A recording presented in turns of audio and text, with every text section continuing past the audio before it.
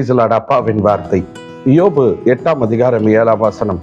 உம்முடைய துவக்கம் அற்பமாய் இருந்தாலும் முடிவு சம்பூர்ணமாயிருக்கும். யோபுவினுடைய நண்பனாகிய பில்தாத் யோபுவை குற்றப்படுத்தும்படியாக, யோபு ஒரு மாயமாலக்காரன், துன்மார்க்கமான வாழ்க்கை வாழ்ந்ததுனால தான் உனக்கு இப்படிப்பட்ட ஒரு மோசமான நிலைமையை தேவன் இதை உனக்கு கொடுத்திருக்கிறார். நீ மனம் மாறுவ அப்படின்னு சொன்னா உன் வாழ்க்கையில ஒரு புதிய துவக்கம் உண்டாகும். எனக்கு அன்பான தேவ பிள்ளைகளே, இந்த காலை வேளையில நீங்க எப்படிப்பட்ட சூழ்நிலைகளில, எப்படிப்பட்ட பாவத்துல, எப்படிப்பட்ட அக்கிரமத்துல நீங்க இருந்தீங்களா இல்லையான்றது கர்த்தருக்கு தெரியும். எந்த மனிதனும் சொல்லுகிற வார்த்தையை நீங்க கவனிக்காதீங்க, அப்பாவினுடைய வார்த்தையை கவனிங்க. இன்னைக்கு காலையில உங்களுக்கு வருகிறது. அப்பாவை பார்ப்போமா?